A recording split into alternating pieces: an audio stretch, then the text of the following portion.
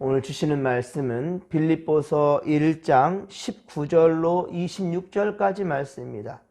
빌립보서 1장 19에서 26절까지 말씀 우리 한 목소리로 함독합니다. 이것이 너희의 간구와 예수 그리스도의 성령의 도우심으로 나를 구원에 이르게 할 줄 아는 고로 나의 간절한 기대와 소망을 따라 아무 일에든지 부끄러워하지 아니하고 지금도 전과 같이 온전히 담대하여 살든지 죽든지 내 몸에서 그리스도가 존귀하게 되게 하려 하나니 이는 내게 사는 것이 그리스도니 죽는 것도 유익함이라. 그러나 만일 육신으로 사는 이것이 내 일의 열매일진데 무엇을 택해야 하는지 나는 알지 못하노라. 내가 그 둘 사이에 끼었으니 차라리 세상을 떠나서 그리스도와 함께 있는 것이 훨씬 더 좋은 일이라. 그렇게 하고 싶으나 내가 육신으로 있는 것이 너희를 위하여 더 유익하리라. 내가 살 것과 너희 믿음의 진보와 기쁨을 위하여 너희 무리와 함께 거할 이것을 확실히 아노니 내가 다시 너희와 같이 있으므로 그리스도 예수 안에서 너희 자랑이 나로 말미암아 풍성하게 하려 함이라. 아멘. 할렐루야. 여러분, 오늘은 주님의 날입니다. 주님 전에 올라 온 성도들이 함께 주님을 예배하고 찬양과 또 기쁨으로 또 함께 떡을 떼며 사랑의 교제를 나누며 또 한 주간도 믿음으로 시작하는 복된 날입니다. 여러분, 이 한 주간의 처음 시간 그렇습니다. 말씀과 기도로 시작하는 성도 여러분들을 기대하며 또 이 새벽에도 주님 전에 함께 예배하는 여러분들을 축복합니다. 사순절 이제 5째 주일입니다. 십자가의 은혜를 기억하며 감사와 찬양하십시다. 주님의 영광 올려드리십시다.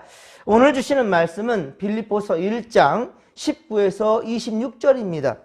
그리스도를 위하여, 그리스도를 위하여라는 제목으로 주의 말씀 전할 때 잠든 주의 성도들, 주님께서 기대하는 바 참 그리스도인들이 다 될 수 있기를 주님의 이름 간절히 축원합니다.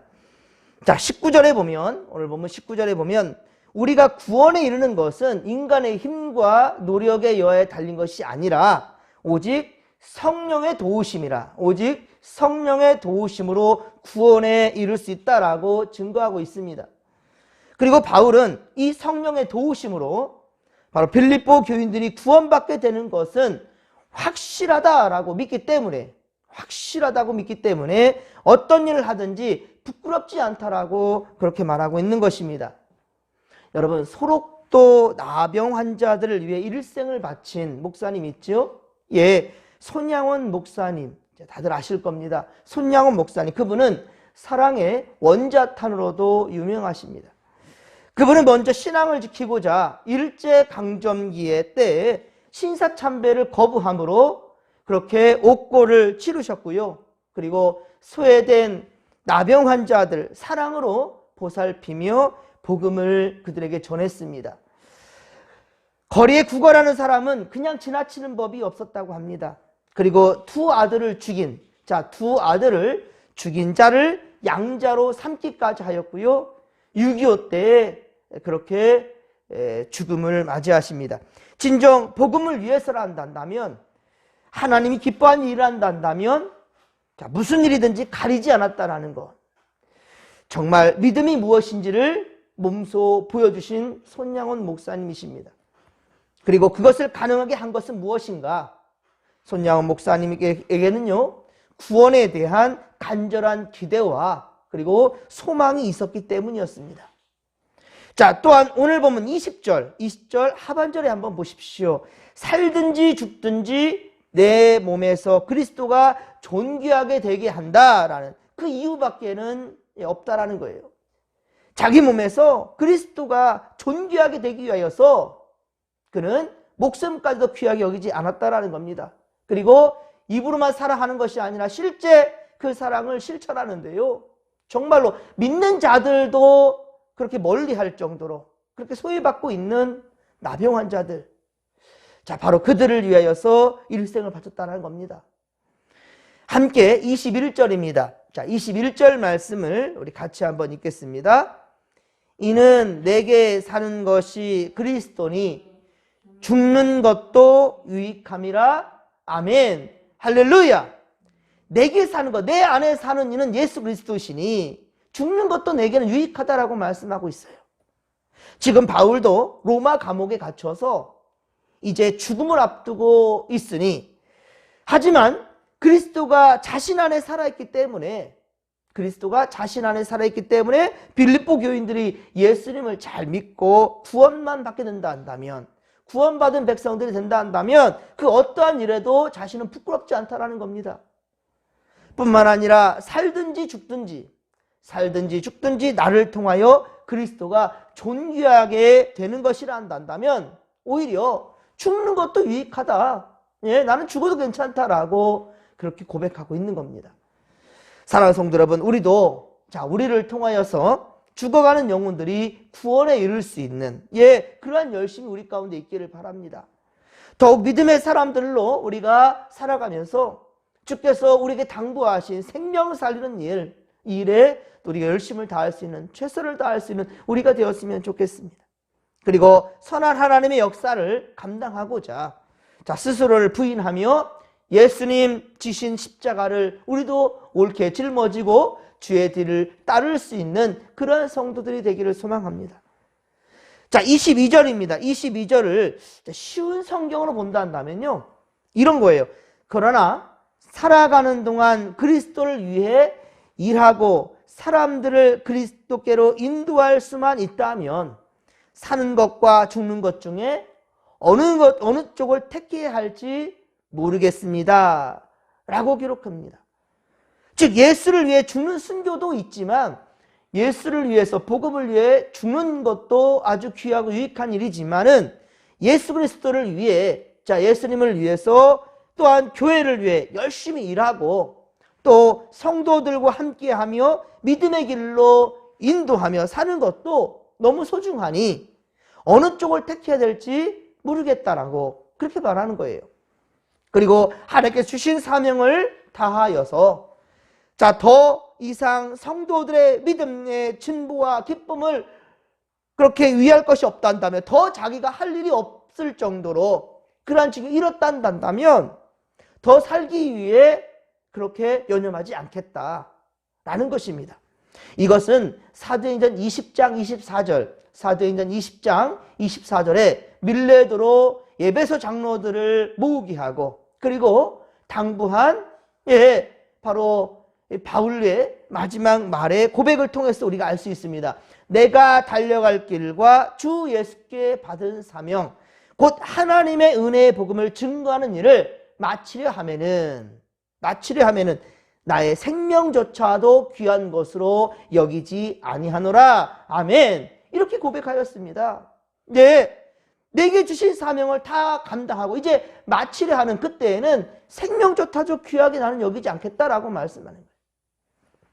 그래서 바울은 로마 감옥에 갇혀 죽을 날을 그렇게 받아놓고 기다리는 사람이지만은 사실 인간적으로는 빌립보 교인들의 믿음의 진보와 기쁨을 생각한다면 죽고 싶진 않았을 것입니다.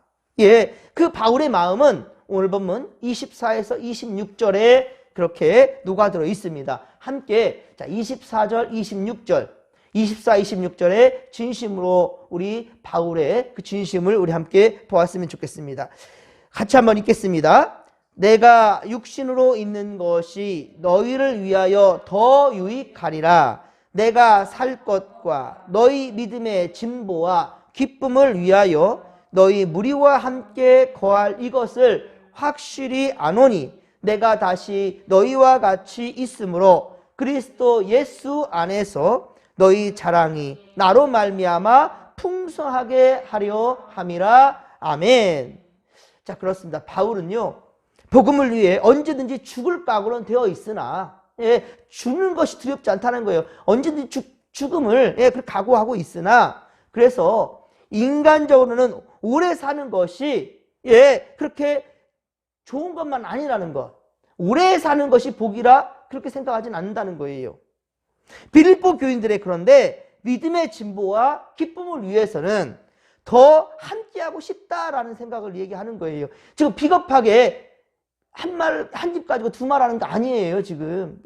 죽음 두려워하지 않다. 하지만 빌립보 교인들의 믿음의 진보와 기쁨, 그것을 보고 싶고 또 함께하고 싶다라는 거예요.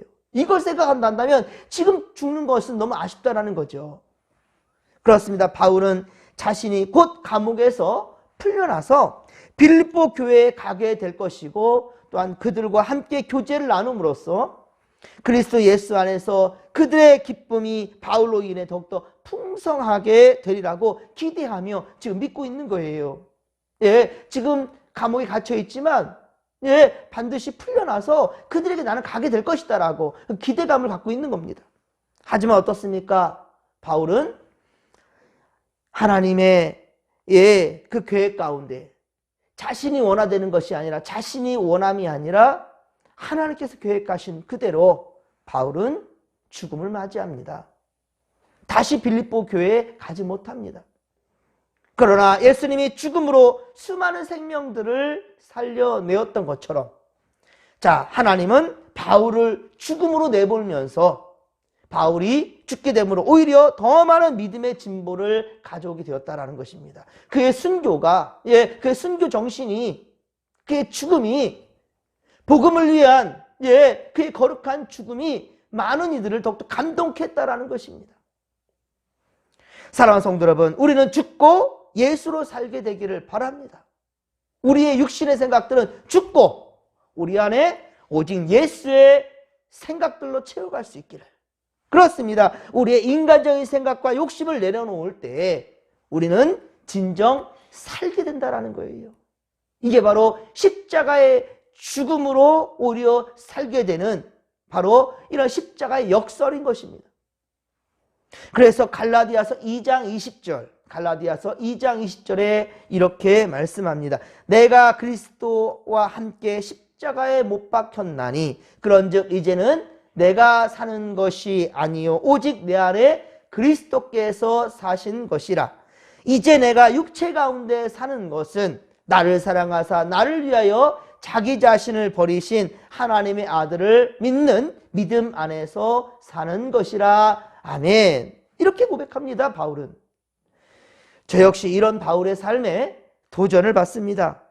이 땅에 수많은 목사님들과 그리고 사명자들, 장로님들을 비롯한 바로 교회의 귀한 직분자들이 십자가의 정욕을 못 받고 십자가에 자신이 가진 세속적이고 인간적인 욕심들 이런 것들 다 못 박아 버리고 죽고 그래서 그리스도께서 오직 우리 안에 사시도록 주님을 온전히 모셔드릴 수 있는 바로 우리가 된다 한다면 우리는 바울 이상으로 생명 살리는 놀라운 역사를 이뤄낼 줄로 믿습니다. 사랑하는 성도 여러분, 오늘은 주님의 날입니다. 여러분, 오늘은 주님의 날이에요. 우리 모두 주님 집에 오르기에 기뻐하십시다. 이것이 바로 우리 삶의 우선순위요. 한 주간에 우리가 첫날, 우리가 반드시 우리가 먼저 해야 될 일이라는 사실을 잊지 않았으면 좋겠습니다. 고람되어 하나님 앞으로 나아가십시다. 그리고 하나님이 기뻐하시는 참된 예배자들이 되십시다. 영과 진리로 예배할 바로 이때를 절대로 여러분들 소홀히 여기지 않기를 바랍니다. 특별히 지금은 사순절 기간이잖아요. 그렇습니다. 이 사순절 기간을 통하여서 우리가 드러나는 삶이 아니라 내 의가, 내 삶이 많은 이들의 그게 나타내 보여지는 것이 아니라 오히려 십자가 뒤에 우리는 감춰지고 오직 그리스도의 영광만이 드러날 수 있는 그러한 때가 되기를 소망합니다.